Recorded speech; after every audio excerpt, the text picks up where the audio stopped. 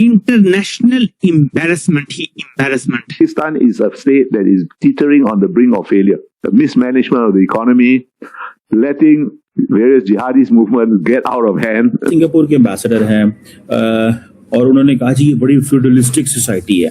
जरा देखिएगा, पाकिस्तान जो है ये गन्ने का खेत है, उसको पेलते हैं। क्या पेलते हैं? तोबा तोबा तोबा पेलते हैं। अस्तगफुरुल्लाहुल अज़ीम, ये उम्मत का क्या हाल हो गया है। इंडिया सही कहता है कि हम एक ऐसे मुल्क के साथ ताल्लुक नहीं रखना चाहते तो दहशतगर्दों को सपोर्ट करे, तो दहशतगर्द बनाए और हमारे मुल्क में आके दहशतगर्दी करे। तो अब पाकिस्तानी जर्नलिस्ट मेरा ख्याल है वहां कोई बैठा हुआ तो उसने ये भी कह दिया नहीं सारी सोसाइटी नहीं है।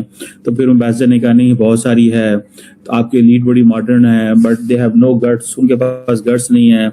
Ministry of Foreign Affairs of Singapore, give it straight out on Pakistan. Boom. This is what your country is. ये कहते हैं कि जनाब पाकिस्तान जो है उसने एक दफा एयरप्लेन हाईजैक किया।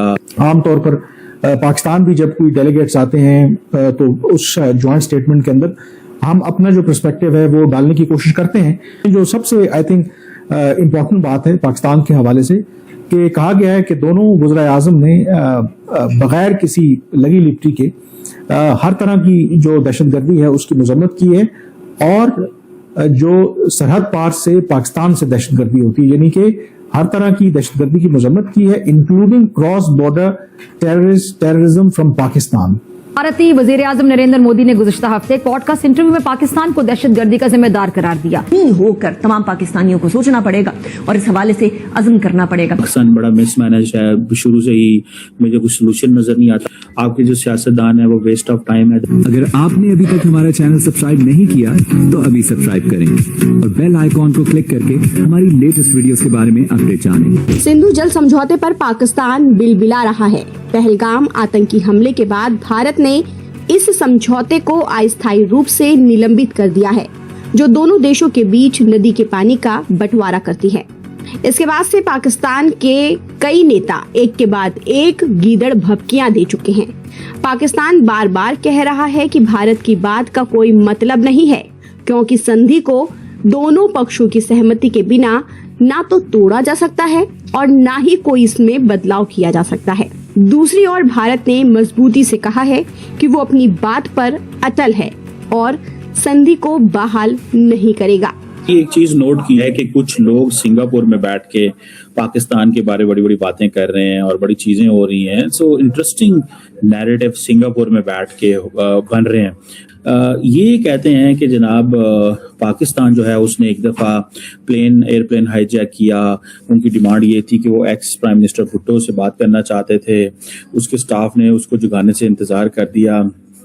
सो सिंगापुर जो है उसने स्टॉर्म एंटर्ड इनटू इट और उन्होंने वो कर दिया। अब ये एक्स सिंगापुर के एम्बेसडर हैं और उन्होंने कहा जी ये बड़ी फ्यूडलिस्टिक सोसाइटी है। भाई क्वेश्चन ये है कि कौन सी सोसाइटी कैसे है, दैट्स नॉट अ पॉइंट। आप क्वेश्चन ये है कि why are you trying to poke into Pakistan internal matter. ठीक है, तो अब पाकिस्तानी जर्नलिस्ट मेरा ख्याल है वहां कोई बैठा हुआ तो उसने ये भी कह दिया नहीं सारी सोसाइटी नहीं है।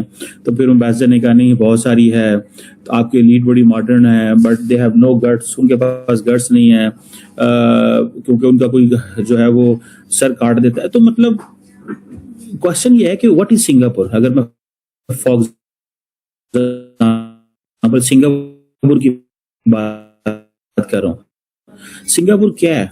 अगर सिंगापुर के बारे में बात बहुत हाईलाइट कर रहे हैं और वो कर रहे हैं और जिसे वो कहते हैं ना कि आई कैन अंडरस्टैंड ये एम्बेसडर है, फॉर्मर एम्बेसडर हैं सिंगापुर के बिलहान शायद इनको जो है वो प्रोनाउंस किया जाता है। और ये जो एम्बेसडर साहब हैं ये एक सिंगापुरियन रिटायर्ड एकेडमिक थे, डिप्लोमेट थे, सिविल सर्वेंट थे। अब क्वेश्चन ये है कि और फिर दूसरा अगर वहां पे कोई सहाफी बैठा, इनरिच फाउंडेशन ने कोई टॉक कराई थी, उन्होंने कहा जी कि पाकिस्तान बड़ा मिसमैनेज है, शुरू से ही मुझे कुछ सोल्यूशन नजर नहीं आता। आप रिटायर हो गए सर, आपको क्या सोल्यूशन नजर आएगा? आपके जो सियासतदान है वो वेस्ट ऑफ टाइम है, द मिलिट्रीज जो है वो पार्ट ऑफ प्रॉब्लम है।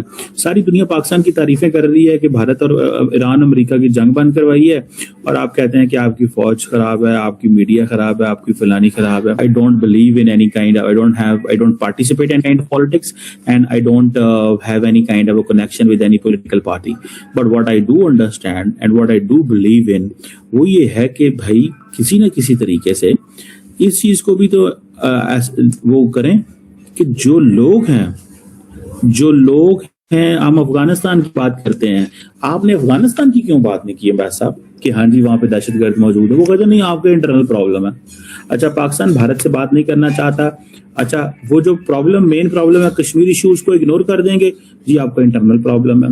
पाकिस्तान में 125 साल पुराना गुरुद्वारा जो था उसको डिमोलिश कर दिया गया। जी हाँ, कहा यह जा रहा है कि पंजाब में 125 साल पुराना 125 ईयर्स पुराना ये गुरुद्वारा जो है इसको डिमोलिश किया गया, और तरह तरह की बातें की जा रही है। गवर्नमेंट की तरफ से अब ये स्टेटमेंट ये दी जा रही है कि जी बहुत पुराना हो गया था, कोई यहाँ पे पूजा के लिए नहीं आता था, या गुरुद्वारे में कोई हाजिरी नहीं लगती थी लोगों की। लेकिन ये क्या बात हुई कि आप डिमोलिश कर देंगे इतना पुराना? उसकी तो मरम्मत होनी चाहिए थी, उसको तो अच्छे से ठीक करना चाहिए था ताकि वो गिरे नहीं, उससे नुकसान ना पहुंचे, लेकिन उसके बजाय उसको डिमोलिश कर दिया गया। चीमा साहब का ये कहना कि जी मजहबी आजादी है, लोग अपनी मर्जी से किसी भी रिलीजन को फॉलो कर सकते हैं, जी कुछ भी कर सकते हैं, तो शायद चीमा साहब को मालूम नहीं होगा कि इससे पहले भी सिंध के अंदर क्या कुछ होता रहा है और अभी तक हो रहा है। किस तरीके से मंदिर जो है वो डिमोलिश किए जा रहे हैं, जो हिंदू बच्चियां हैं उनको जबरदस्ती पकड़कर ले जाकर उनके साथ जो है निकाह करवाए जा रहे हैं, उनके रिलीजन चेंज करवाए जा रहे हैं। और ये खबर कल भी एक लेटेस्ट न्यूज जो आई थी एक बच्ची की, वो तो बल्कि मैंने रीट्वीट भी किया है, और उसके ऊपर कमेंट्स भी लोगों के आ रहे हैं, होपफुली चीमा साहब ने देखा होगा।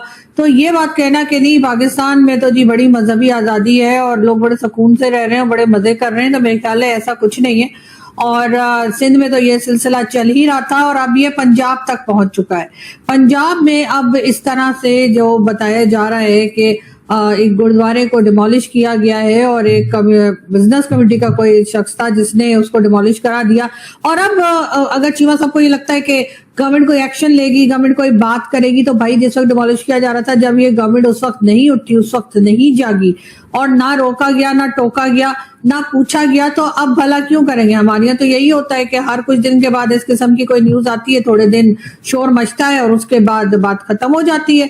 क्योंकि शोर भी क्यों मचता है? शोर इसलिए मचता है क्योंकि भारत आवाज उठा देता है, क्योंकि भारत ऑब्जेक्शन करता है। भारत की गवर्नमेंट, भारत के लोग वो कहते हैं कि भाई क्यों आप हमारे मंदिर तोड़ रहे हैं, क्यों आप हमारे जो गुरुद्वारे हैं उन्हें खत्म करते जा रहे हैं। वैसे तो खैर हमारे यहाँ के कई लोगों का ये भी कहना है कि भाई अब तो यहाँ पर माइनॉरिटी के लोग, या फिर कह लीजिए कि ना तो सिख इतने रह गए हैं, ना हिंदू रिलीजन के लोग इतने रह गए हैं, तो फिर इतने मंदिर वगैरह जो है इनको डिमोलिश कर दिया जाए। तो ये बात जो है, अगर यही चीज अगर कोई और कंट्री करे, चाइना के अलावा, चाइना का नाम मत लिएगा, चाइना में जो मर्जी होता रहे मुस्लिम्स के साथ। मैं समझता हूँ कि इस मामले में भारत को कामयाबी, सफारती कामयाबी एक मिली है, और वो सफारती कामयाबी पाकिस्तान के लिए नाकामी है।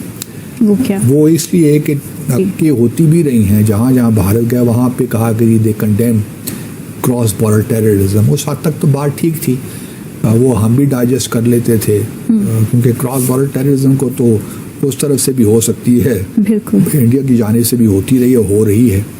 लेकिन इस दफ़े इन्होंने क्रॉस बॉर्डर जहाँ बात की है ना कि both countries condemn terrorism and violent extremism in all its forms and manifestations, including cross-border terrorism from Pakistan. अब पाकिस्तान का स्पेसिफिक नाम इसमें आ गया है। ये मुझे नहीं मालूम है किस तरह हो सकता है। ये जापान, हमारे ताल्लुकात भी बड़े अच्छे हैं, पाकिस्तान को स्पेसिफिकली मेंशन करना तो मैं समझता हूँ कि हमारी नाकामी है। हमें चाहिए था कि हमें नहीं मालूम, शायद किया भी हो। मैं इस विज़िट से पहले जो हमारे सफ़ीर जो टोक्यो में हैं, उनको शायद उन्होंने कांटेक्ट भी किया हो, मीटिंग्स भी की हों जापान के दफ्तर ख़ारजा में, वहाँ जो हमारे हसास इश्यूज़ हैं उनके बारे में बताया भी हो। तो ये लैंग्वेज किस तरह आ गई कि पाकिस्तान का ख़ास तौर पे जिक्र हो गया। तो आपको ये वीडियो कैसा लगा कमेंट बॉक्स में जरूर लिखिए। इस वीडियो को लाइक कीजिए, शेयर कीजिए, सब्सक्राइब करना ना भूलिए आपके चैनल EFC.Z को। मिलते हैं अगली वीडियो में। जय हिंद।